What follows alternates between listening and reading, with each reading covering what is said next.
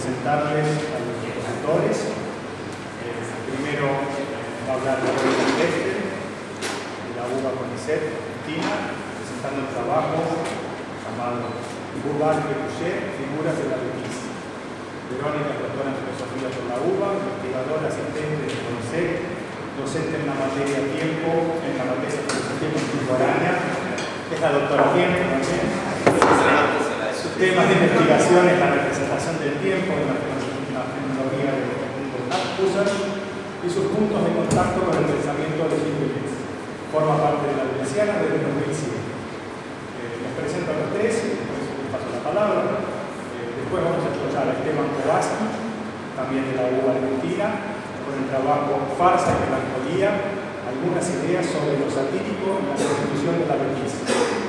Esteban es estudiante avanzado de filosofía en la UBA, integrante de la universidad. Y al final escucharemos a Axel Czerniawski, de la UBA, investigador de CONICET, con el trabajo El problema trascendental de la Betis a partir de Urban Pécuchet.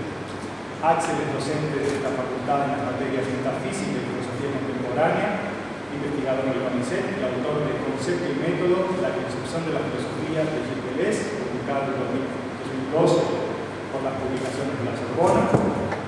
Actualmente investiga lo que Deleuze llama las determinaciones negativas del pensamiento, particularmente la tontería y la idiotez, desde un punto de vista filosófico, psiquiátrico y literario.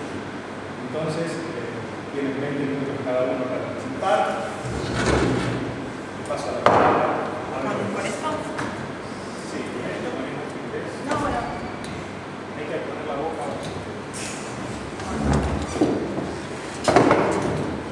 Hola.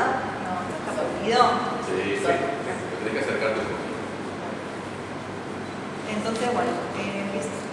A diferencia de otro tipo de fuentes empleadas por Deleuze en diferencia y repetición, las fuentes literarias no se presentan, al menos en sentido explícito, con el objetivo de caracterizar entre todas una idea literaria. Quiero decir, mientras que las fuentes biológicas decantan una idea biológica, las fuentes lingüísticas una idea lingüística, las matemáticas una matemática, y así con gran parte de las fuentes que ha trabajado la Veneciana en el recorrido por referencia y repetición, las fuentes literarias no se agrupan per se bajo un único marco, ni tampoco se encuentran agrupadas en un único capítulo o parte de la obra. Dicho esto, me gustaría resaltar la importancia de la literatura en este proyecto en particular de Deleuze. Más cerca todavía. Ok. Ya de entrada, ahí se escucha bien. Sí, mucho mejor. En las indicaciones de la introducción, donde se resalta un modelo compositivo peculiar, según el cual este libro de filosofía tomará la forma de una novela. A la propuesta compositiva deleuziana subyace obviamente su crítica a la filosofía de la representación. De modo que el ensayo de construcción de su obra filosófica funciona como una puesta en práctica del propósito de ir más allá, no solo de un modo representativo del pensamiento, sino también de un modo de producción filosófica. Y lo que se pone con ello en cuestión es tanto la capacidad del mismo lenguaje para dar con los conceptos necesarios de una filosofía de la diferencia, como de la escritura para exponerlos. En este marco se entiende mejor por qué la literatura tiene algo que decir para ellos.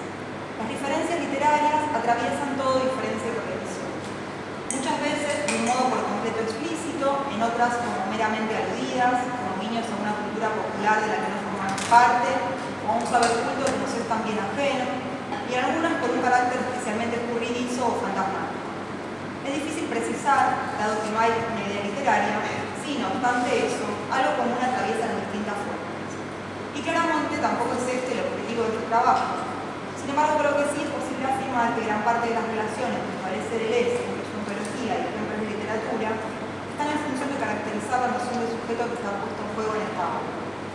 Ya sea en el caso de Soler, donde se hace patente un tipo de experiencia no centrada yoicamente, ser Courtournier, y la cuestión, por un lado, el yo como un otro, y por otro, en las distintas modalidades de individuación a las que podemos nombrar sujeto, sea con Flaubert y sus dos bestias, Urban y Pécuchet, que le permiten dar cuenta de la Betis como la animalidad o bestialidad propiamente humana.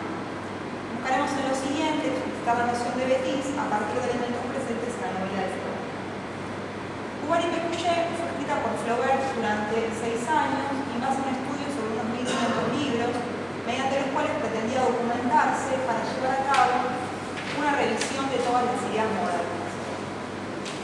Finalmente, la novela fue publicada inconclusa en 1881, un año después de la muerte de Flaubert, y llevó como subtítulo, Enciclopedia de la belleza humana. Su recepción fue dispareja, con críticas muy duras y dudas acerca de la integridad moral, psíquica y literaria del propio Flaubert. Borges describe brevemente el argumento de la novela de la siguiente manera. Sí. La historia de Guary Pécuchet es engañosamente simple. Dos copistas, cuya edad frisa los 50 años, traban una estrecha amistad. Una herencia les permite dejar su empleo y fijarse en el campo. Ahí ensayan la agronomía, la jardinería, la fabricación de conservas, la anatomía, la arqueología, la historia, la mnemotécnica, la literatura, la hidroterapia, el espiritismo, la gimnasia, la pedagogía, la veterinaria, la filosofía y la religión. Cada una de esas disciplinas heterogéneas les depara un fracaso. Al cabo de 20, 30 años, desencantados, ya veremos que la acción ocurre en el tiempo, sino en la eternidad, encargan al carpintero un pupitre doble y se ponen a copiar como antes.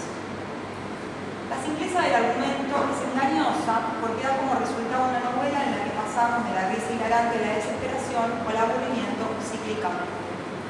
Esto está fundado, creo, en el modo en que está compuesta esta pareja de amigos protagonistas, Guary y Pécuchet.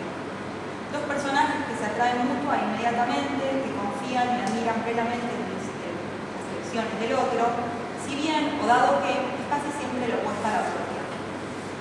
Justamente estas suposiciones que les caracterizan, uno gordo, el otro flaco, uno curioso, el otro casto, uno religioso, el otro ateo, es lo que los vuelve irresistiblemente complementarios. Desde un punto de vista, Guary y Pécuchet no tienen nada que ver con la diferencia, son modalidades de lo mismo que se individúan dos seres separados. Más aún, hablar de separación entre dos individuos es también aquí cuestionable, y en este sentido es posible decir que tienen todo que ver con la diferencia. En efecto, Deleuze sugiere que Guary y Pécuchet son el yo fisurado, ellos dos juntos. Es decir, que ellos como pareja conforman un sujeto único que figura en la fisura que habita el sujeto cartesiano. Recordemos que en el capítulo 2 de Diferencia y Repetición se presenta la crítica a esta concepción de la subjetividad, atribuyéndole a Kant ser el primero en poner de manifiesto una grieta que atraviesa el yo. La forma pura del tiempo es aquello que opera esta separación en la subjetividad en la medida en que le impone al sujeto cognoscente una distancia imposible de salvar en relación al conocimiento de sí mismo, la conocida paradoja del sí mismo. La fisura del yo da cuenta entonces de la clásica separación entre lo racional y lo pasional, lo fundamental y lo corporal, propia del humano. Por un lado, un yo activo, sujeto de conocimiento, y por otro lado, un yo moa pasivo, yo de la afección o de la sensibilidad. Con todo, el orden de fundamentación tradicional se invierte en la medida en que el sujeto cognoscente activo se define como fundado en el operar de una dimensión pasiva, conformada a su vez por una multiplicidad de procesos sensibles. La relación entre sensibilidad y entendimiento parece plantearse en esta primera instancia en términos proposicionales. Un descubrimiento de la pasividad en un sujeto que hace todo lo posible por superarla o subsumirla en el orden racional. En definitiva, la crítica del sujeto cartesiano podría leerse como la historia de un fracaso. Entonces, ¿qué nos muestra desde yo fisurado de Guary y Pécuchet? Antes de responder a esta pregunta, necesitamos retomar el hilo de la novela. Volvamos a la breve descripción del comienzo. Lo que debemos decir es que hay algo que falta, porque si hay algo que nadie que haya leído esta novela puede objetar y que Borges señala, que la constante de la historia es el fracaso sistemático de todo lo que estos dos ponen en práctica. Pero ¿por qué fracasan Guary y Pécuchet? Lo que parece simple ahora es la respuesta, porque son dos idiotas. En efecto, una crítica que recibió Flaubert al publicarse esta obra fue ¿qué sentido tendría llevar a cabo una crítica completa del conocimiento humano si esta tarea está en manos de un par de idiotas? ¿Cómo dos idiotas pondrían en cuestión los descubrimientos científicos de Newton, por ejemplo? O con mayor indignación aún, ¿cómo Flaubert pensaba lógico que tal crítica pudiera tener algún tipo de legitimidad? Al parecer, 30 años en la que cada acción resulta un fracaso solo es posible para un idiota o una pareja idiota, como en este caso. ¿Pero alcanza solo con eso? ¿Con ser un idiota para derivar eternamente en situaciones decepcionantes? Para que quede claro, no nos estamos refiriendo a la decepción o al desencanto como un mero sentimiento, algo que podríamos llamar subjetivo o psicológico, sino una decepción que está fundada plenamente en resultados abrumadores y sistemáticamente lamentables. Lo que llama la atención de estos idiotas, entonces, es la insistencia. Frente al final abortado del género, el desastre natural, artificial o humano, lo que eligen en todos los casos, Bubal y Pécuchet, es seguir adelante. Intentar nuevamente, una vez más, otra cosa. Entonces, ¿en qué sentido esta novela trataría de un par de idiotas? Deleuze sostiene que, cito, no corresponde preguntarse si los mismos Bubal y Pécuchet son necios o no. El problema de la necedad está planteado de manera filosófica como un problema trascendental de las relaciones entre la necedad y el pensamiento. En el mismo ser pensante desdoblado, o más bien repetido, se trata a la vez la necedad como facultad y la facultad de no soportar la necedad. Para terminar de explicitar la relación de Bubal y Pécuchet con el cogito, nos toca vincular la fisura del yo con la bêtise como facultad trascendental, como un modo de romper con el planteo posicional del entendimiento y la sensibilidad. La historia del fracaso del sujeto cartesiano parece anudarse indisolublemente con el lugar que ocupó o no ocupó, de derecho, la bêtise en la historia de la filosofía. Afirma Deleuze que, cito, lo que siempre nos impide hacer de la necedad un problema trascendental es nuestra creencia en los postulados de la cogitancia. La necedad solo puede ser una determinación empírica que remite a la psicología o a la anécdota, o aún peor, a la polémica y a las injurias, y a las farsas como género pseudo-literario particularmente execrable. Pero justamente es la buena literatura la que ha podido dar cuenta del carácter trascendental de la bêtise, mientras que la filosofía elegía marginarla a lo continuo. Hay muchos ejemplos de esto, pero manteniéndonos en el marco cartesiano, podríamos pensar en el argumento de la locura que se enfoca en las aplicaciones metafísicas, y cómo este es inmediatamente pasado de largo, y mejor porque de ahí no se podía salir. En el análisis de las facultades, Deleuze se inclina hacia una búsqueda genética por el origen del pensamiento, esto es, el pensamiento no está dado, sino que hay algo que nos fuerza a pensar. Esto que nos fuerza a pensar puede ser abordado caracterizado en distintos puntos de vista. En relación con la actividad del pensamiento, como un sinfondo que subyace al fundar y al fundamento. Cuando el sinfondo sale a la superficie, no toma ninguna forma. Se presenta como una tentación aberrante para una voluntad obtusa. La insistencia que asombra a Bubal y Pécuchet podría pensarse, entendemos, como análoga a esta modalidad de la voluntad. Si pensamos en la necedad como acepción de bêtise, bueno, esto de usar la palabra bêtise en francés tiene que ver con que tiene muchas acepciones, una de ellas es necedad, estupidez, hay muchas, bêtise, en general las acepciones que tenemos en español no remiten o no traen esa carga de bestia que remite a animales, eso lo dejo así. No quise decirlo porque siempre se dice, como en este caso me expliqué. Destacar un matiz si pensamos en la necedad como acepción de bêtise, podemos destacar un matiz de obstinación propio de esta facultad. La insistencia, la obstinación o una voluntad obtusa que hurga en el fondo y hace devenir el sinfondo a la superficie. Asombroso también, parece que a diferencia del pensamiento, la bêtise no se horroriza ni se abruma con lo que no tiene forma. De alguna manera, da la impresión de que es lo que al pensamiento le permite lidiar con lo sin fondo, dado que incluso los monstruos tienen forma. En este sentido, Deleuze indica que la bêtise es lo que permite establecer la reconciliación del individuo, del fondo y del pensamiento. Esta facultad resulta entonces lo que nos enfrenta al pensamiento del eterno retorno. En términos de las síntesis temporales, también el sinfondo resulta una explicitación de la tercera síntesis del tiempo, el futuro o eterno retorno. La dimensión del tiempo, que permite romper con la simplicidad del pasado sobre el presente y dar cuenta de un proceso ontológico que podríamos llamar a la vez destructivo y productivo. Porque a la vez que destruye cierto orden subjetivo de la temporalidad, permite explicitar un proceso ontológico temporal que le subyace y lo produce, y que tiene también implicancias subjetivas. Deleuze afirma: cuánta angustia antes de extraer la alegría de semejante afirmación selectiva. No retorna nada de lo que niega el eterno retorno, ni el defecto ni el igual, solo lo excesivo retorna. Ahora bien, ¿qué sería lo excesivo de Bubal y Pécuchet? En cito a Flor. Una buena idea alimentada en secreto por los dos. De vez en cuando, al recordarla, se sonríen y por fin se la comunican simultáneamente. Copiar. Fabricación del escritorio con pupitre doble. Habiendo puesto en práctica gran parte de los saberes humanos, experimentado el amor, el rechazo, la enfermedad, la compañía y el desprecio de los otros, habiendo incluso sido seducidos por la idea del suicidio y planificado ponerla en práctica juntos también, los amigos deciden volver al punto de partida. y eligen retornar a la actividad donde todo estaba dado, volver a ser copistas, pero esta vez uno junto al otro para siempre. Borges afirma que, cito, el tiempo de Guari Pécuchet se inclina a la eternidad.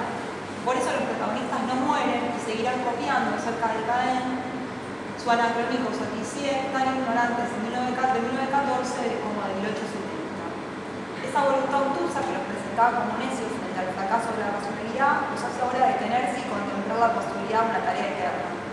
Era excesiva su confianza en la razón y el fracaso que retornaba una y otra vez.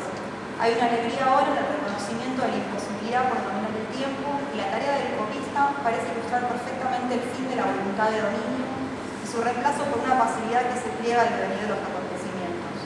No sé hasta dónde esta imagen funciona como propuesta ética en relación con el eterno retorno. De lo que sí estoy bastante convencida es de que puede dar cuenta del movimiento ontológico que propone.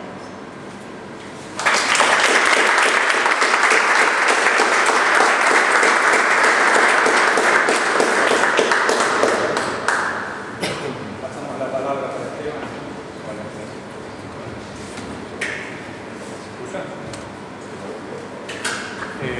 Bueno, voy a empezar el trabajo haciendo una breve, no tan breve, reconstrucción del concepto de Betis, básicamente lo que está planteado en el capítulo 3 de diferencia y repetición, para pasar después a trabajar sobre dos figuras literarias que figuran en el Betis. ¿Escuchan? Más alto, un poquito más. ¿No más alto? Bueno, dicho rápidamente. La Betis, recordémoslo, corresponde al quinto de los 8 postulados en los que Deleuze describe y critica la imagen dogmática del pensamiento. Este quinto postulado se ve el error como negatividad del pensamiento. En este postulado, Deleuze va a plantear la noción de Betis o de necedad, de alguna manera indistintamente las dos palabras en el texto, como de una bestialidad propiamente humana.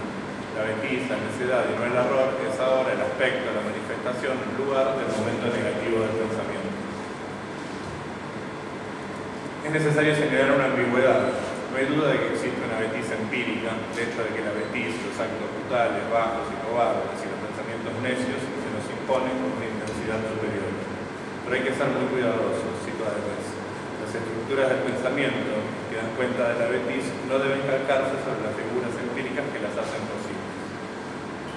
Es necesario no olvidar entonces que lo que se abre al pensamiento con el concepto de Betis no es el hecho de la necedad, sino las preguntas por sus condiciones de posibilidad. Es decir, lo que prepara Deleuze para el concepto de Betis es una nueva distribución entre lo trascendental y lo empírico, es decir, pensamiento sin imagen. Deleuze coloca la Betis como el objeto de una pregunta en verdad trascendental: ¿cómo es posible la necedad? En la economía de diferencia y repetición, esta pregunta cumple 3 funciones. Por un lado, muestra cómo la cuestión de la Betis funciona como una suerte de demostración de un grado cero del pensamiento. No es que todo pensamiento sea necedad, pero sí que hay un punto de distinción entre el pensamiento y la necedad, una zona de indiscernibilidad, una inestabilidad que permite distinguir, que no permite distinguir según ningún método si se va a pensar bien o no. La pregunta misma por la Betis supone ya todo el desarrollo de las doctrinas, de las facultades y de la generalidad del pensamiento, que hacía del pensamiento el lugar del encuentro fortuito. No podemos dar por sentado el acontecer del pensar. La pregunta por la Betis al mismo tiempo es el momento en el que Deleuze empieza a anclar el pensamiento en la ontología. La respuesta que da Deleuze a la pregunta por la Betis es que es posible gracias al lazo que une el pensamiento con la individuación. La individuación va a estar pensada en los términos de un fondo que sube el individuo, de la relación entre el indeterminado y la determinación. La necedad, nos dice Deleuze, no es el fondo del individuo, sino esa relación en la que la individuación hace ascender al fondo sin poder darle forma. ¿Qué hace este fondo? Deleuze de insinuar una primera respuesta después de haber mostrado cómo los problemas, ideas y sus soluciones son el verdadero objeto del pensamiento. La necedad, dice, es la facultad de los falsos problemas, que da prueba de una ineptitud para construir, para aprender y para determinar un problema como tal. Se intuye ya una relación estrecha entre la Betis como facultad de los falsos problemas y la imagen dogmática del pensamiento como cálculo de lo empírico en lo trascendental. decir, que la pregunta por cómo es posible la betis se revela ahora como la pregunta por cómo es posible la imagen dogmática, o como lo dice Deleuze, cómo es posible el hecho de que todavía no pensemos. ¿Qué quiere decir esto? De una forma simple podemos decir que Deleuze repite el mismo esquema tripartito para pensar la distribución o la repetición a lo largo de toda diferencia de condición. La primera, la segunda y la tercera síntesis, hábito, memoria pura, eterno retorno, determinación, indeterminado, forma de lo determinable, etc. No quiero simplificar ni explicar esto, sino solo indicar un lugar en la estructura que van ocupando estos elementos. Fundar es determinar lo indeterminado, dice Deleuze, pero esta operación está siempre incompleta sin su tercer elemento, que sería el par, diferencia, eterno retorno. Si el problema de Descartes era que pretendía que la determinación yo pienso se refiriera inmediatamente a la existencia indeterminada, yo soy, sin asignar la forma bajo la cual lo indeterminado es determinable, el problema de la betis no solo es análogo, sino el mismo. El cogito, dice Deleuze, el cogito es una necedad, se pregunta Deleuze, para responder que el sujeto del cogito no piensa, solo tiene la posibilidad de pensar y se comporta como un estúpido en el seno de esa posibilidad. Es la diferencia con la forma de lo determinable lo que hace funcionar el pensamiento, es decir, la máquina entera del indeterminado y la determinación. La cita. El problema de la importancia del pensamiento va a ser siempre el mismo. El ascenso del fondo a la superficie, el colapso del indeterminado en la determinación. Ese fondo, en tanto está ahora en la superficie, se llama lo profundo, lo sin fondo. Es decir, tanto la betis como la imagen dogmática del pensamiento se caracterizan por no pensar todavía y por no hacerlo con una suerte de carencia, la de la diferencia en lo sin fondo, por una suerte de síntesis fallida o faltante, la del eterno retorno. Si el mundo de la representación no logra engendrar pensamiento, es porque su sin fondo no soporta la diferencia. La betis, como problema filosófico, es el hilo conductor en última instancia de la pregunta filosófica fundamental, una de las preguntas filosóficas fundamentales de diferencia de repetición, como si Deleuze, a través de la pregunta de cómo es posible la necedad, parodiara o repitiera otras grandes preguntas filosóficas, cómo son posibles los juicios sintéticos a priori, la pregunta por el ser del ente, pero de una manera más burlesca, más satírica y más productiva.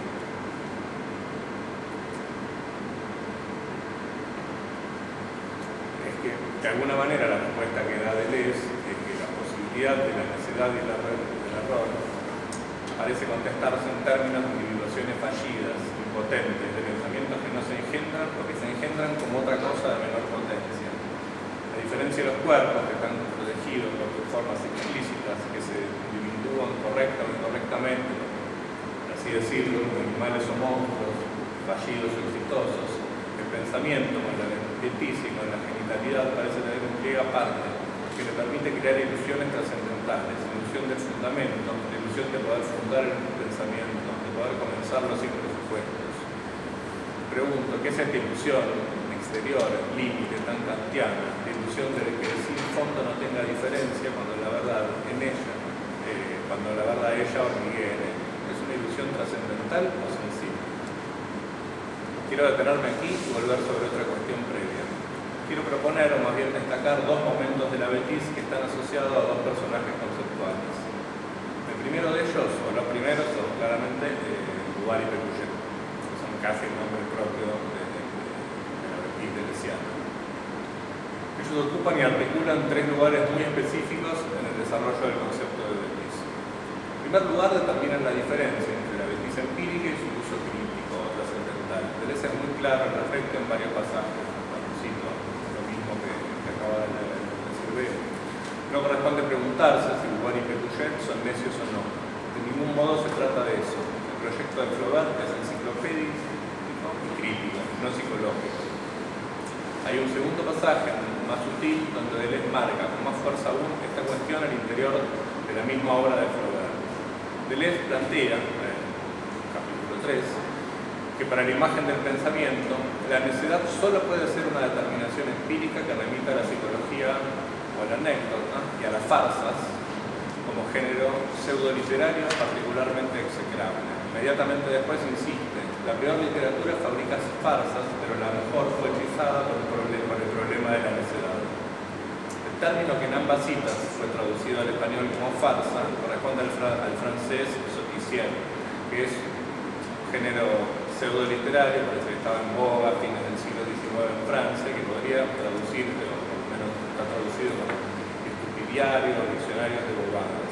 Esto sería en sí mismo anecdótico, si no fuera porque cuando Flaubert plantea la escritura de diferencia de Bouvard y Pécuchet, se plantea como una obra doble. La primera parte iba a ser la novela Bouvard y Pécuchet, y la segunda parte iba a ser un soticien, que es exactamente la palabra que usa Flaubert en su manuscrito, que era un diccionario de bobadas, de bobadas comunes y de clichés. Es decir, que de alguna manera lo que está planteando Deleuze al interior mismo de la novela, o de las dos partes inclusas de la novela, es una separación entre el concepto de betismo, una suerte de concepto trascendental, una facultad, digamos, y el conjunto de sentencias estúpidas, de ideas corrientes, con el que Flaubert intenta de alguna manera describir o satirizar a la burguesía francesa contemporánea. La importancia de Bouvard y Pécuchet entonces no corresponde a mostrarles la necedad como potencia disminuida del pensamiento, sino al modo en que la novela, la de Betis, deviene facultad. Sí. Entonces, una piadosa o una lamentable facultad se desarrolla en el espíritu de ellos, la de ver la necedad y no tolerarla. Aquí, el término facultad se refiere con rigurosidad a la doctrina de la facultad deleuziana. Esta, de bien real, real, cuando induce a las otras facultades a este ejercicio trascendente que comunica de una a otra su objeto trascendente hasta engendrar el pensamiento en el comitante.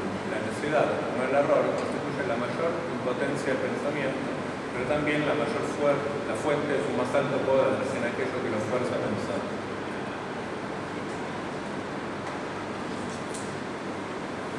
Porque, en última instancia, lo que Deleuze encuentra en esta facultad lamentable de la unidad real, Flaubert, es una suerte de autoengendración del pensamiento.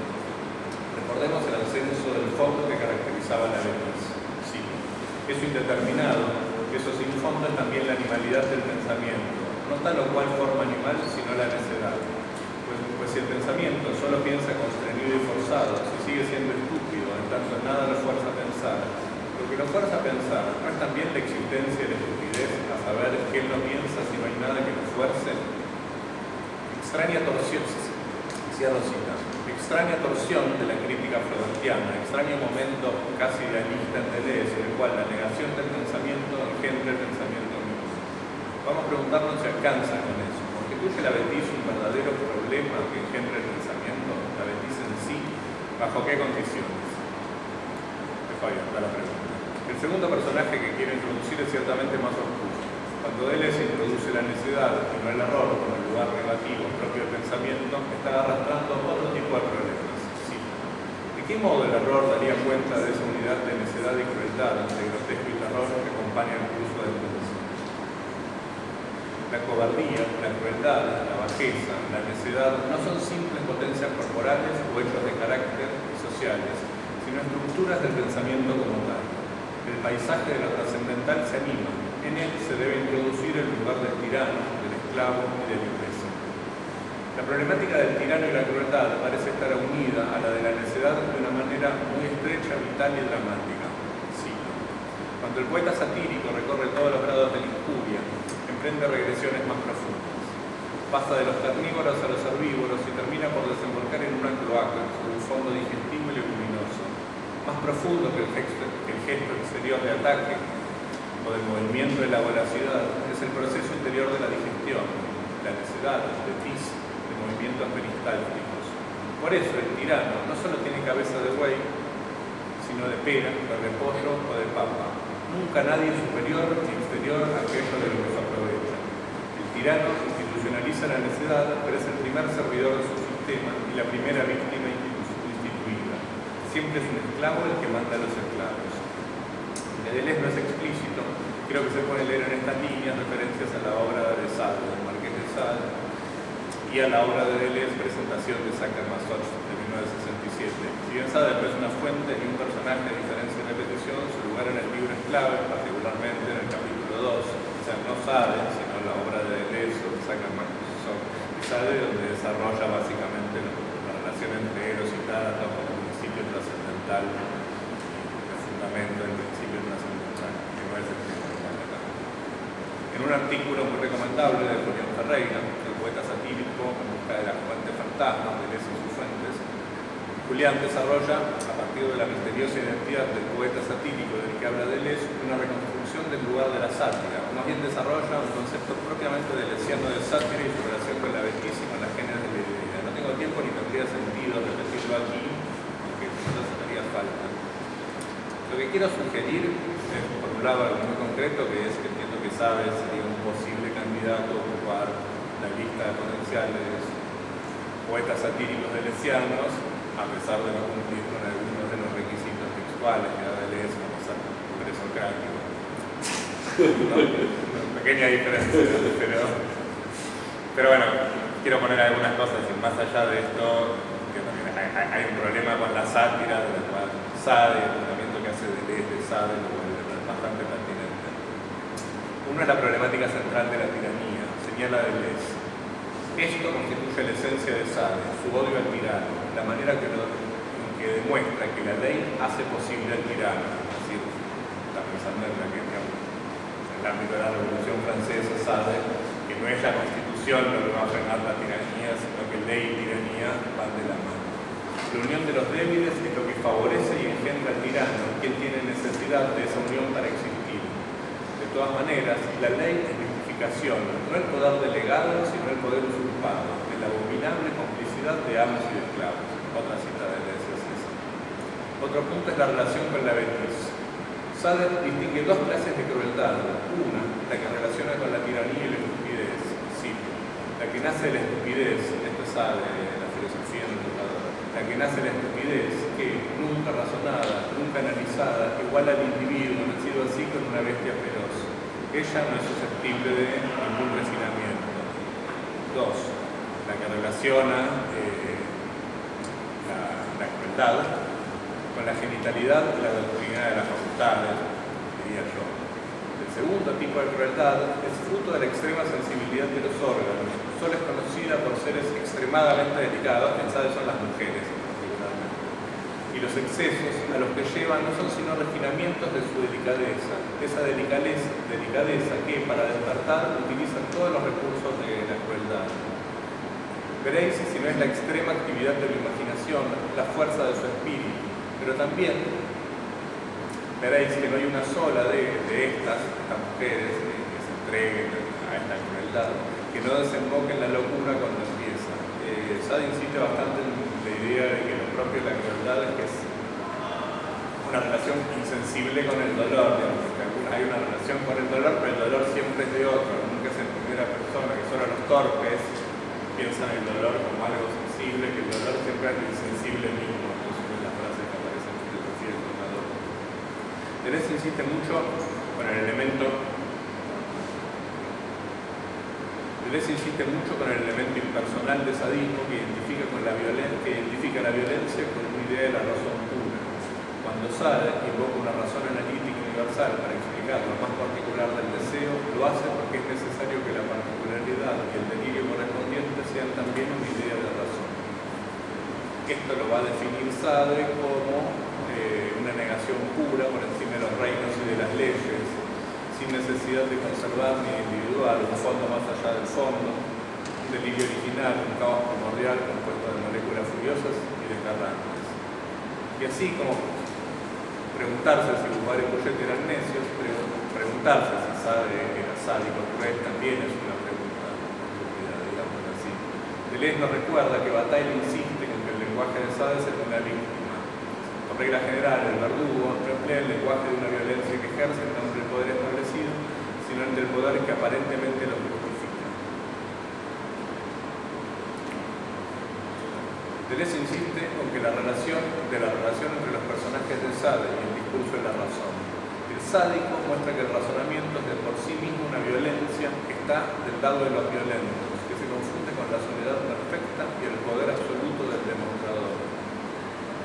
Y el último punto textual que tomo es, bueno, digamos, de alguna manera la pasión de Sade con los fondos digestivos, fecales, desterritorializantes. Hago nada más una cita donde Sade está hablando de la transubstanciación de la hostia en la Eucaristía, que dice: cuando veo esta harina sagrada identificada con el cuerpo de un Dios que se marchita, se pudre, se deja devorar por los gusanos, se quema, se disuelve, se digiere, se resuelve en linfa y en excremento, en fin, se profana, puedo admitir razonablemente, sin ningún riesgo, de que lo que contiene a Dios, que lo que es Dios mismo, está sujeto a estos efectos humillantes.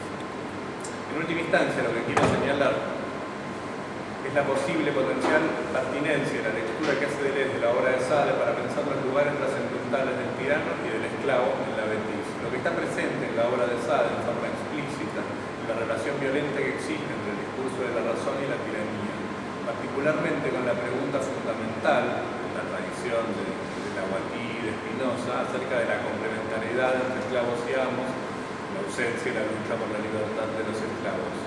Sade es claro, toda institución no es nada más que un aliado de la tiranía, salvo la anarquía institucionalizada. Y todo discurso de la razón, como recuerda Bataille, es el discurso del verdugo. Para cerrar, no quiero dejar de marcar ciertos elementos que en rigor ya mencioné, pero que dan cuenta de una estructura del concepto de Betis. Sabemos que Flaubert fue un gran lector del Sade y podemos ver en ambos la obsesión por un proyecto enciclopédico absoluto de una época, de las estupideces y necesidades de su época. Lo que Flaubert hace con los saberes y prácticas, con los discursos de su época, Sade lo hace con las perversiones, una enciclopedia, un catálogo. Lo que el poeta satírico, de Deleuze, dice del tirano, la reducción y la asimilación de todas las particularidades en un fondo digestivo y igualador, modificador, podría perfectamente extrapolarse a Lugar y Pécuchet. Ellos digieren, asimilan y reducen todo el conocimiento y todas las prácticas a una cloaca verbal, vacía y sin sentido. También hay en común una cierta idea de subversión, de sublevación, digamos, tanto en Sade como en Deleuze, como en Flaubert, demostrar que que el fondo informe, que es agregar el fondo a la superficie, no en el sentido lógico deleuziano, pero sí en un sentido afín, funciona como una denuncia no mediada, una denuncia que no está encorsetada en una teoría de la decadencia o de la pobreza del sentido común de una época.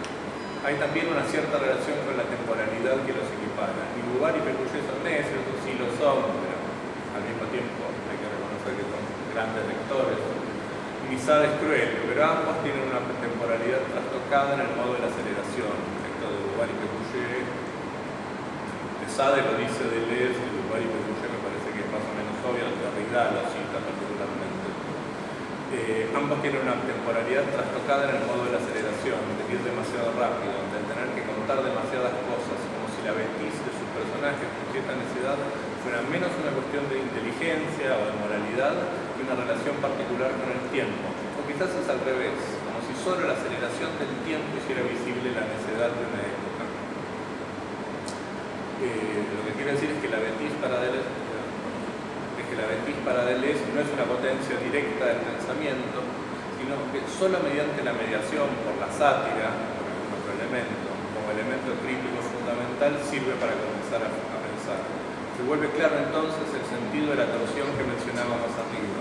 Al hablar del autoengendramiento del pensar por la Betis, no es que la Betis como impotencia del pensar podría engendrar el pensamiento como una especie de pase mágico de la idea, sino que es necesario cierto discurso sobre la necedad de un tiempo, de una época, de un presente, time out of joint de Hamlet, la necedad como problema político y ético, no como problema nociológico o psicológico. Un cierto discurso que extreme, que acelere el sentido común de una época para romperlo, que lo satirice y parodie para que el pensamiento pueda engendrarse.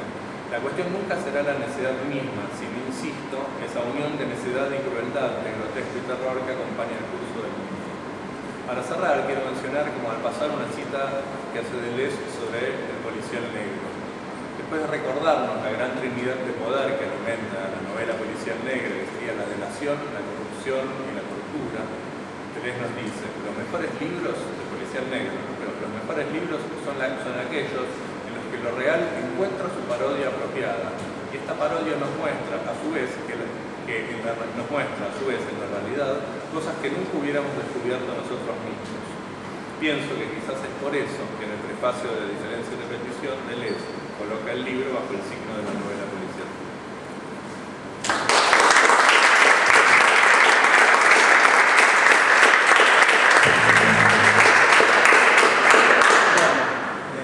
Respiramos y pasamos la palabra a Axel. El trabajo.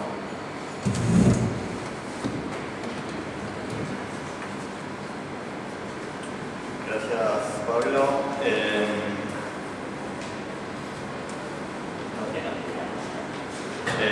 Antes que nada, muchas gracias, Ian, por la invitación, a todo el equipo de la Luciana. Me acuerdo de las primeras reuniones allá por el 2006 y nada, es muy emocionante ver todo en lo que se transformó, la dimensión de las jornadas. Está buenísimo eso. Al tema, la bêtise, la tontería, o el escrito de Bois y Pécuchet. En un artículo que apareció en el 2007 en la revista Flaubert, Dirk Savignan, un profesor de la Universidad de Lille 3, dice que en general los filósofos franceses, detectan dos tipos de bêtise, dos tipos de tontería en la obra de Flaubert. La que Sartre remite a una sustancia de la tontería y a una negatividad de la tontería en El idiota de la familia, tontería del mundo y tontería del arte en el caso de Rancière, y la tontería pitoyable, lamentable diría yo, o majestuosa, o royal, nosotros decimos real, se presta con conclusiones, en el caso de Deleuze, que es el que Savignan pretende analizar. Bueno, yo humildemente en Bois y Pécuchet encuentro unos 20 tipos más o menos de tontería y les confieso que no terminé el relevamiento. Is there anyone who doesn't understand Spanish at the audience? 1, 2, 3, okay. So I propose the following. I will summarize my 3 main points in English. First of all, my very first point. There is 20, for me, from my point of view, there is 20 or so kinds of bêtise, stupidity, or as I prefer, foolishness in Flaubert's novel, Bois et Pécuchet. Los clichés o lugares comunes, por supuesto, en primer lugar, lo que Flaubert se dedicó a recopilar durante toda su vida y que pone en la boca de estos personajes, una de las formas maestras de la tontería según Flaubert. Frases hechas y lugares comunes, fórmulas banales, son de todos modos el signo, tal vez la forma de preservarse de al menos dos cosas menos evidentes, pero también señaladas en Bois y Pécuchet, me parece: la falta de espíritu crítico, la incapacidad para cuestionarse a sí mismos, y la necedad o la obstinación de la cual ya hablaron Vero y Esteban. En efecto, Bois y Pécuchet casi nunca los vemos volver sobre sus pasos o cuestionarse a sí mismos, prefieren pasar a otra cosa, a la actividad siguiente, culpando a los demás, culpando incluso a las cosas, a los instrumentos de medida, por ejemplo, culpando a la providencia en otros casos. De acá este gusto por la rigidez de Bois y Pécuchet, ¿no? Odian que las opiniones se contradigan, la falta de certezas, sienten horror por el escepticismo y rechazan la falta de lógica. Pero ellos mismos muchas veces incurren en esta falta de disciplina o de método que desean, a tal punto que Maupassant proponía subtitular la novela de la falta de método en el estudio de las ciencias humanas. Dicho más familiarmente, son vagos, son fiacas, muchas veces no quieren hacer el esfuerzo, y más precisamente Michel Fabre en un artículo utiliza el discurso del método de Descartes para mostrar cómo violan las distintas reglas del método, Bois y Pécuchet, y cómo la novela funciona como una especie de antidiscurso del método. Dice, por ejemplo, contra la primera regla se lo ve a Bois y Pécuchet muchas veces apurarse, ¿no? Precipitados, eligen una disciplina y se compran todos los mejores instrumentos en el día 1. Se muestran imprudentes también, generando todo tipo de accidentes domésticos, incendios, inundaciones, y caprichosos, por decirlo de alguna manera. ¿A qué me refiero? Me refiero a que sus empresas a a medida que avanza la novela cada vez parecen menos justificadas. Al principio se mudan al campo, poner una granja, bueno, parece más o menos lógico. Cuando eso fracasa, dedicarse a la química un poco menos, pero después cualquier ocurrencia, cualquier idea alcanza para dedicarse a la biología, para dedicarse a la medicina. Entonces, digo, cada vez más arbitrariedad, cada vez más falta de método. Muchas veces, en muchos comentarios, esta falta de método se usa para mostrar que el problema de Boris y Pécuchet no es que carecen de inteligencia, no es que sean inteligentes, y que de hecho Flaubert, una de las cosas que quiere mostrar es, como dice Sartre, que la inteligencia misma es una tontería. No obstante, muchas veces, hay que observarlo también, Boris y Pécuchet carecen de inteligencia. No entiendo, dicen un montón de veces. Flaubert agrega, no entienden. Pero decir inteligencia, por otra parte, no es decir, más precisamente de lo que carece Boris y Pécuchet es de juicio, de la facultad de juicio. Tal vez uno de los lugares más claros para observar esto es cuando no pueden elegir entre la cantidad de manuales de agricultura que leen cuál aplicar al caso. Y en relación al teatro, por ejemplo, ellos mismos lo admiten, no alcanza con conocer las reglas, hace falta, dicen, el tacto, el genio, el gusto. Tal vez sea lo mismo, pero no estoy seguro. Boris y Pécuchet carecen también de sentido común. En vez de reconocer, como todo el mundo escribe Flaubert, que el incendio se causó por la paja húmeda espontáneamente, se ponen a investigar la causa del incendio, ¿no? Y esta falta de juicio, del sentido común, es muchas veces lo que los hace excesivamente inocentes o crédulos, víctimas de estafas, de traiciones. Por otra parte, me parece que hay que reducir todos estos defectos, todas estas carencias a la inteligencia o al juicio, si no queremos intelectualizar a Boris y Pécuchet. A veces carecen de memoria, a veces no se acuerdan de estas cosas, a veces carecen de atención, se distraen, se aburren, algo les parece muy difícil. Y al igual que antes decíamos que a veces se usa en los comentarios la falta de método para decir que no es que sean inteligentes, a veces se usa esta falta de inteligencia para decir que Boris y Pécuchet no es que carezcan de cultura, no es que carezcan, o sea, sabemos de su avidez de documentación, ¿no? Es como el segundo paso del que sigue el entusiasmo, se empiezan a documentar, entonces dicen, no es que carezcan de cultura, y Flaubert procedería como a una especie de generalización de aquella crítica que Molière hacía de la medicina medio a todos los campos del saber, ¿no? Le da como esa crítica una dimensión enciclopédica, como decía Esteban, pero de vuelta, no lo olvidaría, a veces Boris y Pécuchet carecen de cultura. Cuando se bloquean al querer comprar una pieza de teatro, por ejemplo, ellos mismos dicen que no conocen las reglas, Y finalmente, Boris y Pécuchet presentan algunos atributos que, ¿cómo decirlo?, parecen concernir menos a las facultades mentales. ¿A qué me refiero? Me refiero, por ejemplo, a su torpeza social, a lo que Magdalena Cámpora, en un artículo sobre las distintas formas de la tontería, en Flaubert llama maladresse, la torpeza social de Boris y Pécuchet. Me refiero a su motricidad y a su gestualidad. Boris camina con pasos muy largos, Pécuchet con pasos muy cortos, como la complementariedad que decía Vero recién, los dos con la boca abierta. Su manera de vestir, la ropa les queda muy grande a una muy chica al otro, andan con el botón del pantalón desabotonado. Y sus cuerpos mismos son muy grandes, son muy chicos, el cráneo de Pécuchet muy elevado. Es horrible de decir todo esto, es horrible de decir, pero por un lado no lo digo yo, lo remito a los manuales de medicina del siglo XIX, en los que encontramos cada uno de estos atributos, en particular, por ejemplo, la filosofalia, en la definición que De Jong da en el artículo idiotez del Diccionario Enciclopédico de Ciencias Médicas de De Jong, contemporáneo a la redacción de Boris y Pécuchet. Son todos los rasgos que describen el cuadro clínico de la idiotez en el siglo XIX, y que Boris y Pécuchet, ya muy cerca de la época en la que Binet y Simon aparecen con la idea de las edades mentales, confirman absolutamente, dado que se sienten chicos y los demás lo sienten chicos, se sienten infantiles y los demás lo sienten infantiles, se sienten inmaduros. Por otro lado, es más feo decir esto que decir que carecen de inteligencia. ¿Cuál es la diferencia? Una vez teníamos si es lo mismo carecer de inteligencia o carecer de velocidad, por ejemplo. Como dice Sartre, no en El idiota de la familia, en los Cahiers Pugimos en los cuartos para una moral, no hay gente tonta, solo hay gente mala. El problema de la tontería es un problema de la gente inteligente, tal como el problema judío es un problema ario, tal como el problema negro es un problema blanco.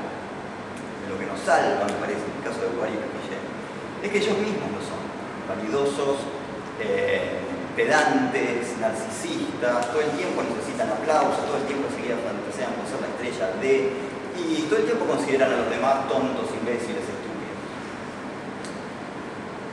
Sin duda, por una parte, se podría agrupar todos estos atributos. Son algo distinto a la falta de juicio, la falta de sentido común, la necedad y la falta de espíritu crítico. Sin embargo, me parece difícil llegar a una, dos, tres categorías fundamentales. ¿Cómo agrupar la falta de motricidad con la falta de espíritu crítico? Incluso el juicio y el sentido común no son fáciles de agrupar. A veces el juicio dictaría que vayamos en contra del sentido común. Y por otra parte, cabe hacer de todos estos atributos distintos tipos de tontería. ¿Acaso tontería es todo? ¿No habría que distinguir la tontería de la idiotez, de la estupidez, de la imbecilidad? Y en este sentido, me parece que está bien lo que dice Patrick McDonagh en su Historia y Cultura de la Idiotez, que los términos varían tanto entre las épocas, los autores, las comunidades, las culturas, y que es muy difícil fijar darle un sentido unívoco a estos términos. Muchas veces forman parte de una constelación que se usa para describir fenómenos más o menos semejantes, más o menos visibles, lo cual, en relación a la pregunta anterior, nos lleva a preguntarnos ¿por qué agrupar? ¿Por qué agrupar? ¿Por qué no respetar la diversidad de casos e incluso pronunciarla?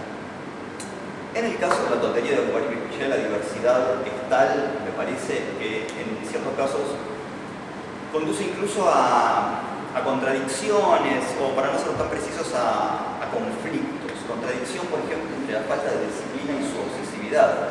Es cierto, muchas veces Guattari y Pécuchet se aburren, se cansan, se distraen, pero en otras ocasiones ponen un increíble cuidado en ejecutar las tareas con la mayor minuciosidad, como cuando recolectan, numeran, clasifican las piedras que encuentran a orillas del orden. Carecen de sentido común, pero que son los clichés y las fórmulas generales, sino lo que dicta el sentido común. Adoran la regularidad, pero se cansan de la monotonía. A veces son crédulos, pero a veces desconfiados. A veces se precipitan, pero a veces atrasan o llegan tarde. Así que digo, diversidad tal que en ciertos casos contradicciones o conflictos. Y son estas contradicciones o conflictos lo que me parece tan difícil de obtener una definición de la tontería de Guattari y Pécuchet, y del mismo tiempo lo que los hace personajes tan ricos, tan humanos. Sartre llama la atención sobre este mecanismo respecto de dos formas de tontería, respecto de lo que decíamos él denomina la sustancia y la negatividad de la tontería. Dice que Flaubert podría haber combatido la tontería y que él sintió la tentación de combatir la tontería como con el análisis. El único problema es que para Flaubert el análisis también es una tontería, no cambia nada, llega tarde para simplemente describir lo que ya era así. Y dice Sartre, Flaubert prefiere hacer el inventario de tonterías y que se denuncien entre sí, que se cancelen entre sí, generando una reciprocidad de enveloppement, de envolvimiento, no sé bien cómo traducirlo.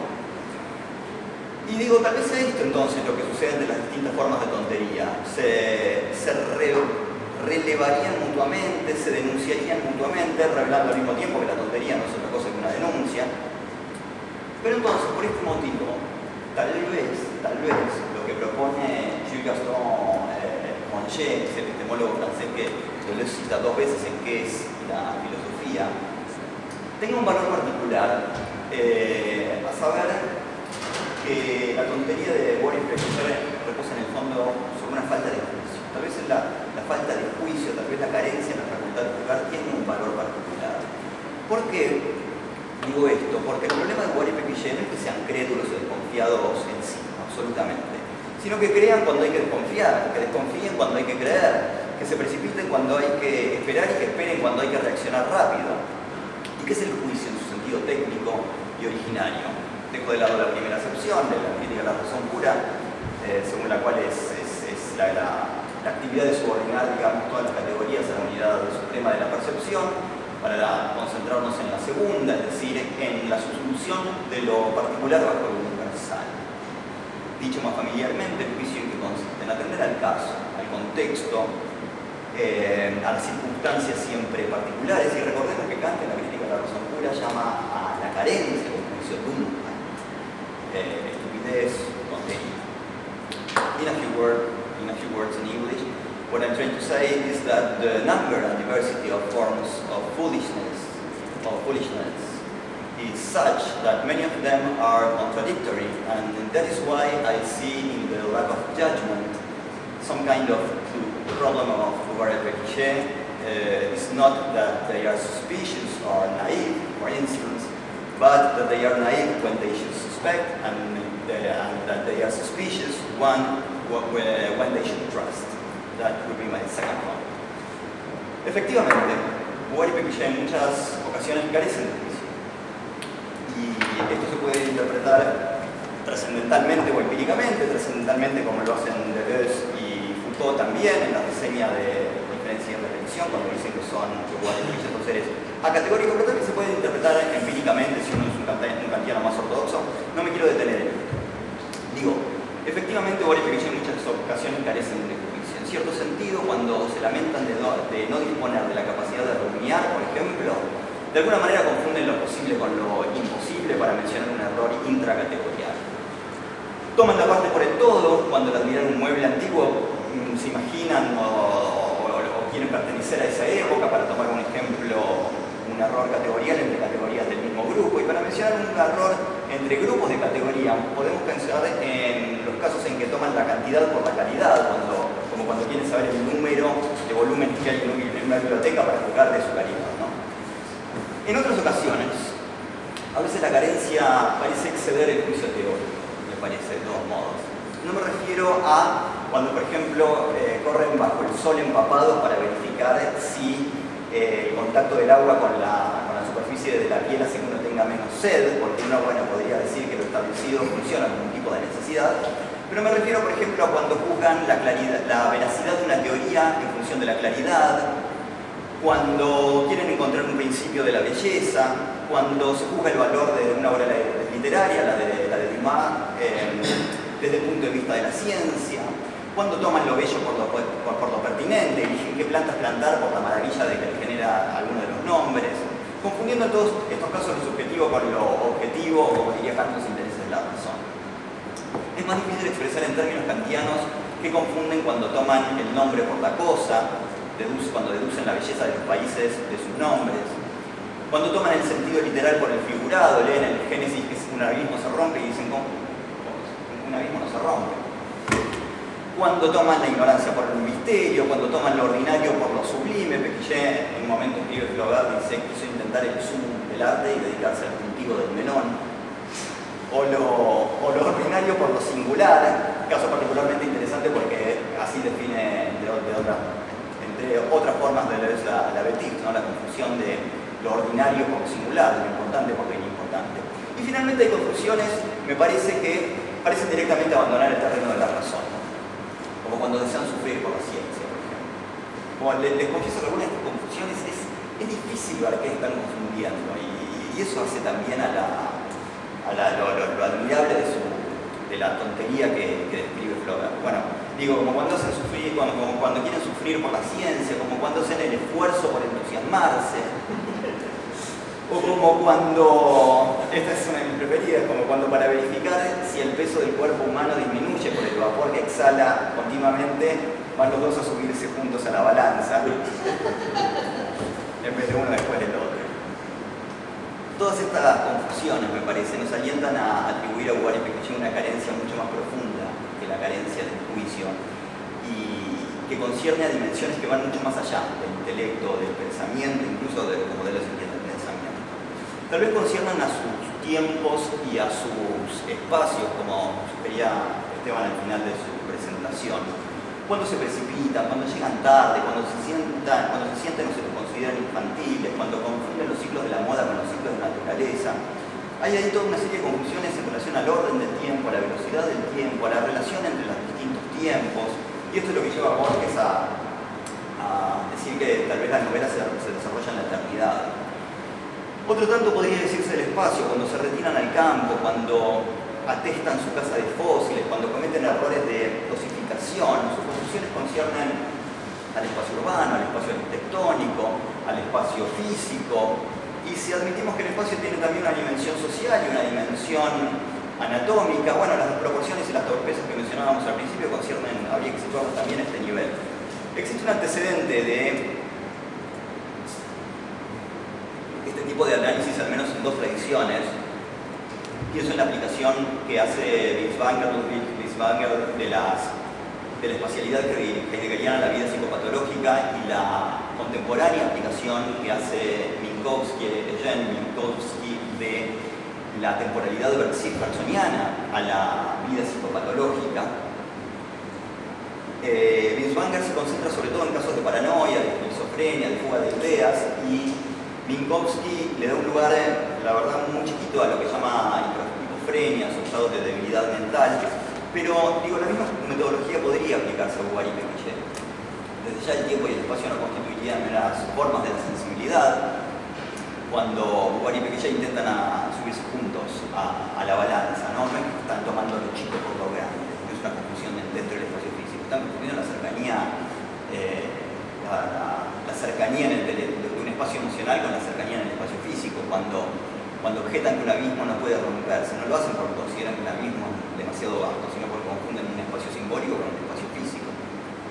Como dice Michel Fabre en un artículo sobre Bouguereau y Pécuchet, es el universo entero lo que les resulta demasiado fluido, demasiado plástico, y no son solo sus juicios lo que es demasiado rígido, son también sus deseos, son sus sentimientos, son sus movimientos, son sus cuerpos mismos, y tal vez por esto Sartre intente dar cuenta de la tontería de Bouguereau y Pécuchet en términos ontológicos gracias a una sustancia que transforma la personalidad en una cosa, pero también el pensamiento en general en materia y la vida misma en una mecánica. So, in English, this would be my third and last point. If the lack of judgment provides us with a clue to understand one aspect of Bouguereau and Pécuchet foolishness, I think that we need to update this defect in order to conceive it at an existential level. That is to say that Bouguereau and Pécuchet if Bouguereau and Pécuchet are, for instance, disoriented, out of place, or delayed, they are so not only in terms of knowledge, but in terms of their own existence. La tontería de Bouguereau y Pécuchet no se reduce a una carencia de juicio, aunque el juicio pueda contener una clave para elucidar uno de sus aspectos. No se reduce a una carencia de juicio, porque sus confusiones, digo, son más profundas y técnicamente, heideggerianamente, anteriores, más originales. Pero no obstante me parece que contiene una llave, porque más nocionológicamente permite ver cómo en muchas ocasiones Bouguereau y Pécuchet no confunden lo verdadero con lo falso, lo posible con lo necesario, no confunden ni siquiera intereses de la razón, sino con lo que con Roland Breuer, cuya lectura me recomendó Pablo el año pasado, llamaríamos distintos órdenes de la realidad. La tontería de Bouguereau y Pécuchet, la nuestra, siempre va a ser infinita, pero tal vez esta confusión de órdenes permita describir uno de sus aspectos, uno de sus colores. Desplazados, desubicados, desfasados, Bouguereau y Pécuchet no lo están solo desde un punto de vista intelectual o científico, ni siquiera racional, tampoco en relación al tiempo y al espacio de la naturaleza o de la física, sino en relación a la existencia, y de tantas maneras y en grados tan diversos de los cuales hoy no nos ocupamos, que tal vez sea mucho más difícil en comparación, por ejemplo, con la teoría del juicio y su falta o defecto, determinar en qué consiste una existencia normal. La idiotez, la tontería, la estupidez constituirían una determinada posición en la red infinita de posiciones espaciales y temporales, y no en una falta, en una negación, en un defecto, ni siquiera en algo negativo desde el punto de vista ético, sino como decía recién, en un color más. Muchas gracias.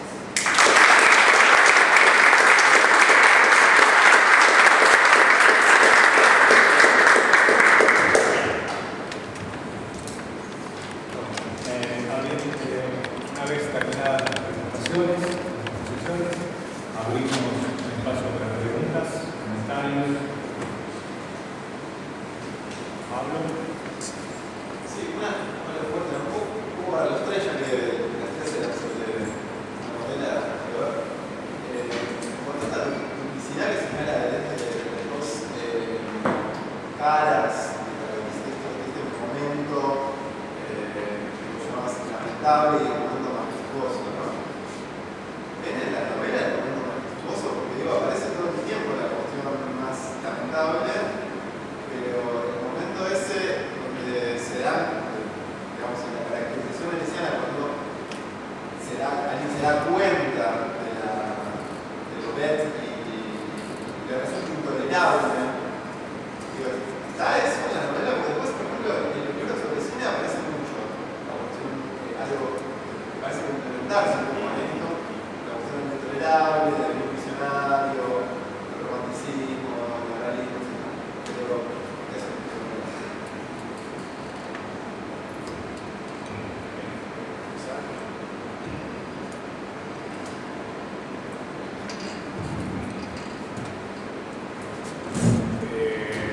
Yo personalmente no lo sé, tampoco leí la novela ahora, se escuchan, sino hace un tiempo, pasando cerca.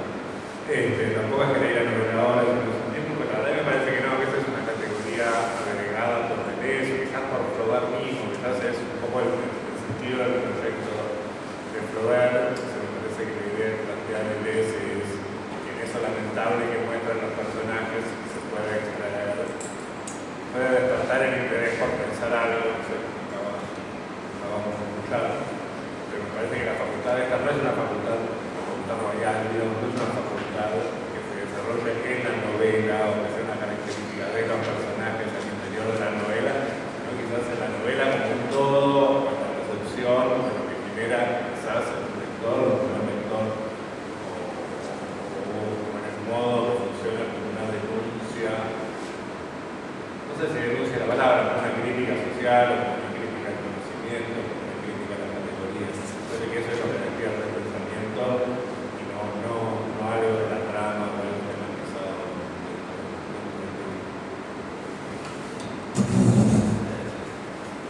Sí. A ver, a mí, como les decía recién, me parecen tan ricos los personajes que a cualquier pregunta que tenga la forma de ven X, ahí mi respuesta en principio va a ser sí. Sí, es un microcosmos.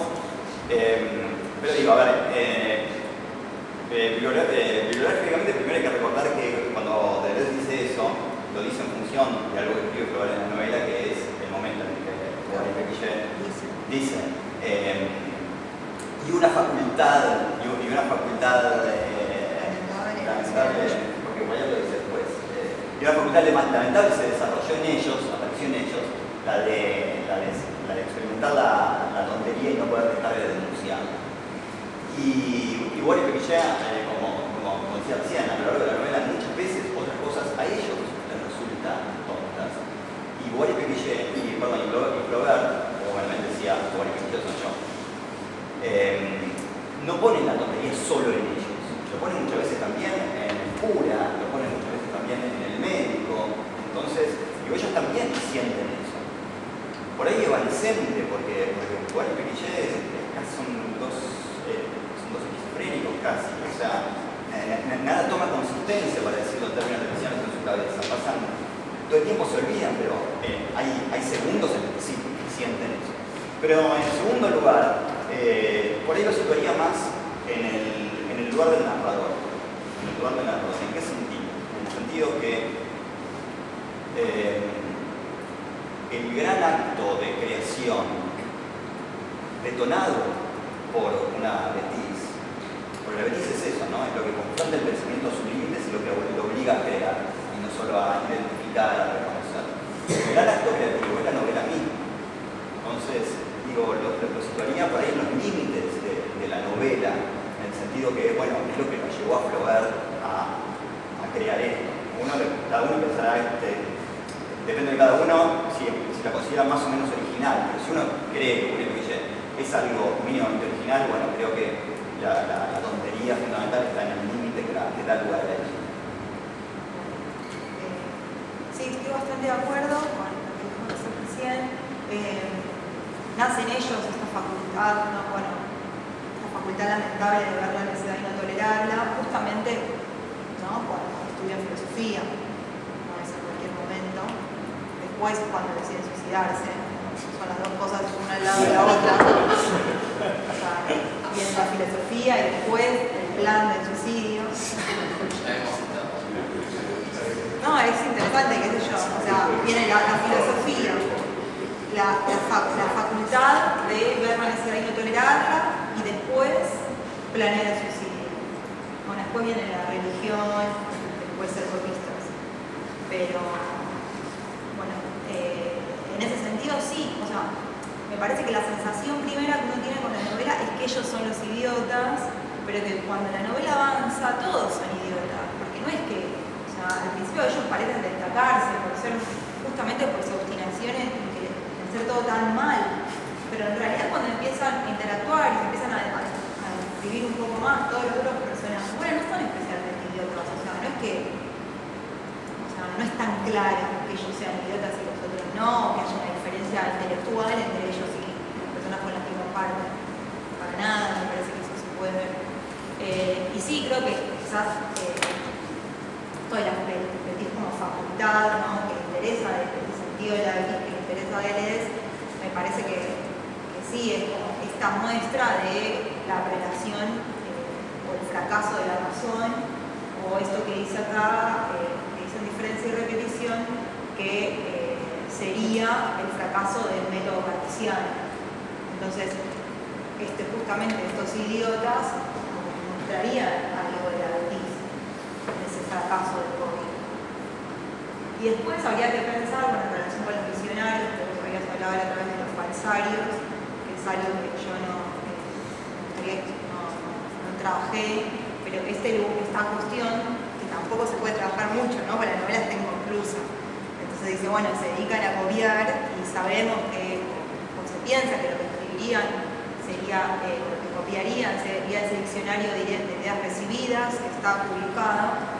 Entonces, ¿qué sería eso? O sea, ¿por qué ahí paran y se dedican a copiar? ¿Qué pasa en ellos? ¿Hay otra relación con el conocimiento? ¿Hay otra relación con el tiempo? ¿Hay un cambio ahí? Bueno, tienes una hipótesis, cuando presentaste en el grupo por el tema del doble pupitre y la duplicación. Quizás tenía una hipótesis. Parece recordar que habías presentado una hipótesis vinculada a esta duplicación de las figuras. Sí, bueno, pero esta duplicación es esto, la duplicación sería esto de que ellos son el cogito fisurado juntos, son el cogito fisurado, no es que uno, ¿no? Sino que los dos conforman esto que falla, la historia del fracaso, lo que sea. Pero para mí hay algo para pensar ahí en lo de volverse copistas y esta tarea eterna, de repente, o sea, es un corte en cierta medida, ¿no? Como no pasar otra cosa, pero es también seguir haciendo algo.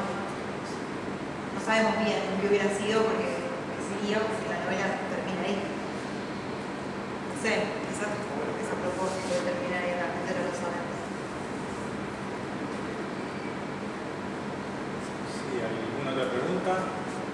Mais moi, je me lance en français sur le E.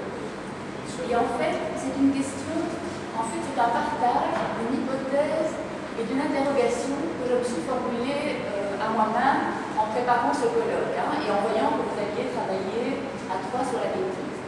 Donc, ma question concerne le rapport que vous pourriez établir entre le traitement de la bêtise que Deleuze introduit dans les années 60 pour attaquer ce postulat de l'image orthodoxe et morale de la pensée qui était que le seul négatif de la pensée naturellement droite, c'était l'erreur. Dit non, c'est la bêtise. Et effectivement, il y a, malheureusement, je n'ai pas suivi ce que vous disiez là, ce moment de retournement parce qu'il y a cette réflexivité de la bêtise qui permet, comment dire, justement de dissoudre le miroir, se voir et ne plus se supporter. Et je pense qu'on peut dire que dans Flaubert, particulièrement avec le cas de Emma Bovary, il y a ce retournement que Flaubert ressentait très fort dans sa vie, que finalement, le vrai imbécile n'est pas celui que l'on croit. Le Le vrai imbécile, ce n'est ni Emma, ni Charles Bovary.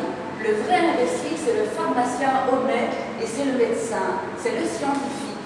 Et donc, je pense qu'à travers tout ce propos de Deleuze contre la bêtise, c'est de dire l'imbécile, c'est Descartes. Il est non seulement idiot, mais il y a une bêtise de dire cogito ergo sum. C'est vraiment cette sorte d'assurance de la raison qui était cette sorte de... Une fois que la bêtise s'est dit je suis bête, comme Flaubert le sentait pour lui-même, puisqu'il était un imbécile devant son père médecin, et bien finalement il dit mais non, c'est le savant qui est le pire des imbéciles. Ouais. Et donc alors ça, voilà, ma question ce serait de dire que ça, Deleuze, il s'intéresse à ça dans les années 60. Mais dans l'anti-Oedipe, il commence à parler de la connerie, bullshit, mierda, je crois, en espagnol. Et là, la connerie, c'est autre chose. La connerie, c'est une instance d'antiproduction que le capitalisme diffuse dans sa production pour pouvoir créer de la plus-value de corps. C'est-à-dire que le capitalisme crée non seulement des marchandises, mais de la connaissance. Et donc, pour créer sa plus-value, il a besoin que le soir, quand le savant, après avoir posé des grandes théories, quand le savant chez lui, il regarde une émission débile à la télévision. Aujourd'hui, ça va mal en pire, les gens sont là avec des jeux vidéo stupides. Enfin, il y a cette connerie qui est tout à fait différente. J'ai l'impression, parce que même les auteurs de référence pour la bêtise, ça s'arrête à Blois. Donc, je dirais, première moitié du XXe siècle, alors que la connerie, c'est après la guerre, c'est l'américanisation générale, la société de consommation, je crois, c'est comme ça. Et je dirais que, donc, je me suis posé la question, est-ce que la connerie est abyssale?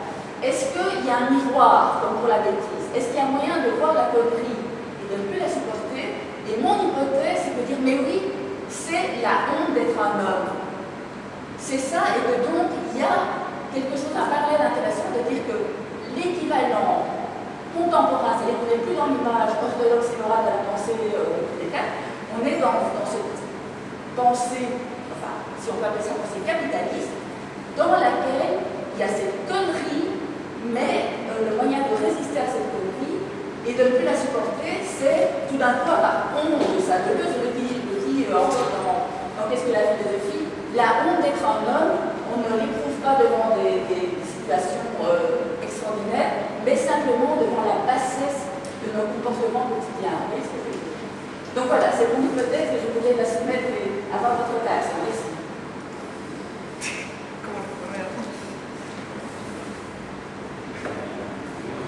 Creo que está en cierta medida te respondiste a vos mismo, ¿no? O sea, habría... Je comprends pas l'espagnol, là. Ah, no, ok. Tengo que hablar en francés. Bueno, traducí vos porque no me animo a hablar en francés. Je traduis en français, je disais que en fait, un peu, vous avez répondu à vous-même, mais voilà. Que había como dos modos, o dos sistemas, digamos, ¿no? Uno sería el de diferencia y repetición y otro sería el del antiedipo, que muestran algo que sería como lo bajo, ¿no? En fait, oui, il y a les deux systèmes, celui de différence de répétition et celui de l'antiedipo, qui montre le premier, effectivement, une certaine bassesse. En los dos casos, representadas a través de distintas facultades o distintos... Dans les deux cas, représentées à travers les différentes facultés. Différentes facultés. O faculté o características humanas, ¿no? En el caso... Eso es lo que entiendo que vos decís, pero no sé bien cuál sería el... Mais je veux dire, à première vue, vous êtes plutôt d'accord avec ce que je dis? Oui, tout à fait, tout à fait. En fait, pour être absolument honnête, je n'avais jamais réfléchi à la connerie. Je sais parce que je fais le travail que en différence à la répétition, la stupidité, la niaiserie, la bêtise, l'idiotie. Bon, l'idiotie apparaît, si je me souviens pas mal, n'apparaît pas en différence à la répétition, mais qu'est-ce que la Si en français. L'idiotie? Ah oui, la différence de la répétition. Ok. Oui, non, c'est dans le chapitre donc, sur la pensée sans image. Ouais. C'est seul. C'est l'homme de Dostoïevski, c'est l'homme de mauvaise volonté, l'homme de Cheskov qui ne reconnaît pas quand on dit 2 plus 2 égale 4, ben, c'est pas évident pour moi. Voilà, ça c'est Il y a l'idiot. l'imbécile aussi, il y a l'imbécile. Oui, mais l'imbécile, c'est différent. négatif, tandis Ouais. que l'idiot, c'est le singulier, c'est la racine grecque. Ouais. Donc idiosyncrasie, c'est l'idiot. Hein. Et donc ça, c'est très important Ouais, dans différentes répétitions, mais comme une sorte de héros, quoi. Hein. Ouais. Oui, simplement, d'un point de vue général, je dirais qu'effectivement, il y a une distinction dans toutes ces figures que Deleuze utilise avec beaucoup de sel. J'avais pas réfléchi à la connerie, mais peut-être il y a quelque chose de commun dans la banalité, dans les différentes descriptions de la bêtise, dans différentes répétitions. Il y a tout le temps cette confusion de l'ordinaire et le singulier, de l'important et le non important, c'est, disons, l'incapacité pour saisir la différence. Pour le dire à l'envers, c'est d'une certaine façon la banalisation du réel. Et la banalisation du réel. Et selon ce que tu dis par rapport à la connerie, il y a quelque chose de semblable. Je dirais, moi, j'ai mon impression, hein, c'est que avec la connerie, Deleuze est dans la politique, alors qu'avec la bêtise, non. La bêtise, c'était plus théorétique. Tandis que là, c'est vraiment la question du capitalisme et de la résistance au présent. Et c'est une dimension politique. Oui, absolument. En même temps, il ne faut pas oublier que dans ce chapitre, Deleuze dit que ce n'est pas seulement un problème théorique, c'est aussi un problème. La question de nous infantiliser, c'est aussi un. Si nous ne sommes pas les inventeurs de nos problèmes, si on reçoit seulement les problèmes d'ailleurs, Tout à fait d'accord. on est aussi dans le plan pratique, mais c'est vrai qu'il y a une différence d'accent, de coefficient. Oui. Non, mais c'est très juste, c'est très juste de bien préciser qu'effectivement, il ajoute toujours que ce n'est pas seulement une question de climat de pensée, mais qu'il y a des conséquences tout à fait pratiques et concrètes. Et donc politiques, c'est vrai. Merci en tout cas. No. ¿Ya? Con algunos comentarios y preguntas. Tomando la pregunta de Pablo, Axel, a mí me parece que yo cuando te escuchaba hablar pensaba todo el tiempo que justamente la majestuosa de la producción, en la bêtise majestuosa, porque bueno, trato de lo que retuve, pero me parece la primera idea esta del desplazamiento de significado, o sea, que no podemos fijar una sola forma de la bêtise.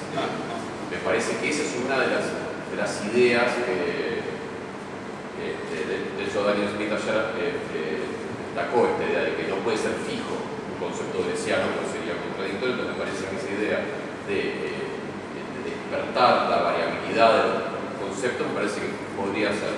Después todo lo que planteaste de la falta de juicio, si lo pensamos como juicio moral, una mala imagen, una crítica al kantismo, ahí también podríamos encontrar una positividad de esta y la tercera que había dicho, pero no me acuerdo, la de espacio, ni hablar, Rafa, ese espacio topológico, se active en el espacio topológico.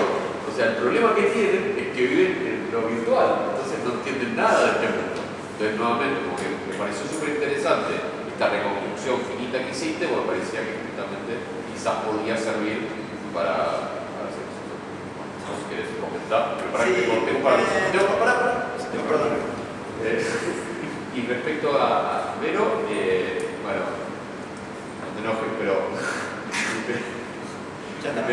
mi pedido sería si pudieras quizás mostrar un poco más la idea del principio, cómo funciona el rol que tiene Juan Tuyet, esta intuición que tenés de poder pensar algo así como idea literaria.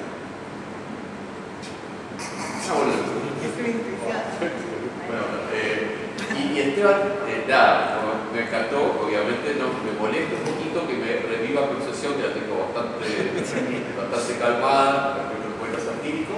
Pero sabe, me gustó, y la pregunta es un pedido, vos en un momento me dijiste en un pasillo, Sí. que en realidad habías pensado en Shakespeare. Sí. ¿Por qué lo abandonaste o si me puedes contar algo de por qué Shakespeare? No, me agarro de lo último, ¿no? De esto que como que espontáneamente le llamamos problema, ¿no? Problema, falta, carencia, defecto. Y creo que una de las cosas que permite preguntarse Bourbaki y Pécuchet es si efectivamente lo es, ¿no? Creo que en términos muy generales el tratamiento sobre la idiotez todavía hoy carga con algo que por ahí proviene de la psiquiatría, digamos, de Pinel en adelante, pero que siempre está más atrás, tanto en sentido lógico como en sentido cronológico, que es pensarla como algo opuesto, como una negación al pensamiento, que es pensarla, por ende, en términos intelectuales, y que es pensarla como un problema, como un defecto, ¿no? Las tres cosas. Y al estar tan extendida la tontería, como decía Vero antes en Guari, que todos son tontos, me parece que permite sofisticar un poco el concepto de tontería. Que por otra parte yo creo que es mucho más sofisticado en la psiquiatría más dura. Si uno hace ese trabajo, hay cuadros que tienen que ver con la voluntad, hay cuadros que tienen que ver con la anatomía y un montón de definiciones positivas también, y hay casos directamente que no se ve cuál es el problema, como el caso de los indios Arron, ¿no? Tipo Rayman, que hacen operaciones matemáticas, incluso a nivel intelectual, digo, no es el idiota que tiene facilidad para la música. Pero digo, en Guari Pécuchet, sobre todo con este esquema de desplazamientos espaciotemporales, ¿no? Realmente me parece que se puede pensar menos en términos dicotómicos y de bueno y malo, y en términos de colores, ¿no? de diferencias. Y bueno, después el valor va a depender de las circunstancias pragmáticas, o sea, siempre es relativo. La idea literaria. No, bueno, o sea, sí, en este sentido me parece que sí, la literatura, o sea, ya lo dije, tiene que, o sea, está en la introducción. Hay un interés por reconfigurar el modo de producción filosófica y parece que la literatura tiene algo para aportar en relación con eso. Entonces, en ese sentido, sí, y está un poco en relación con la jornada anterior, el año pasado, que me tocó, el concepto de eterno retorno, y yo lo traté con un concepto que atraviesa, en este sentido de que atraviesa todo, diferencia y repetición, y que de algún modo también, como está compuesto de diferencia y repetición, sigue el mismo paradigma del eterno retorno. Digamos que el eterno retorno, tanto círculo tortuoso de la diferencia y la repetición, bueno, diferencia y repetición es un círculo tortuoso de la diferencia y la repetición. Y en cierta medida quizás también Bourbaki y Pécuchet sea eso, ¿no? Porque hay esta cuestión, sí, claramente, hay una cuestión circular, hay un descentramiento, porque va cambiando, porque además, o sea, en la simplificación del argumento, uno lo que hace es enumerar las tareas que ellos emprenden o cómo ponen en práctica sus conocimientos de distintas disciplinas. Pero en la práctica también hay a la vez, en la novela, a la vez hay un desarrollo de la historia, ¿no? O sea, no es una novela en la que tenemos unos tipos haciendo distintas cosas, sino que les van pasando cosas y pasan los años. O sea, ahí Borges calcula, ¿no? Entre 20 y 30 años, claro, pero que si vos te dedicás 5 años a la agricultura o 10 años a la agricultura, necesitas muchas cosechas para poder llegar a muchos objetivos, ¿no? Entonces quizás también Bourbaki Bouvard y Pécuchet responda a este círculo tortuoso de la diferencia y la repetición, y quizás podría pensarse la idea literaria como algo que tiene que ver con esta propuesta compositiva. Ahí, claro. No se olvida. Bueno, estamos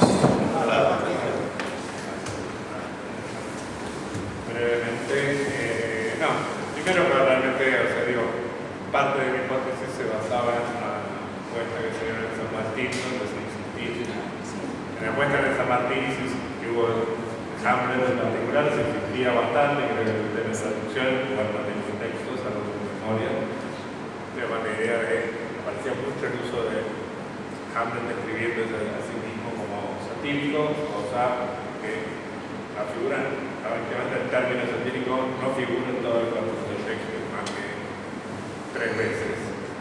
Bueno, un poco se desarma la idea. Creo que los elementos están presentes, el elemento de la descripción del tirano, la descripción digestiva del tirano, aparece muchas veces en Shakespeare.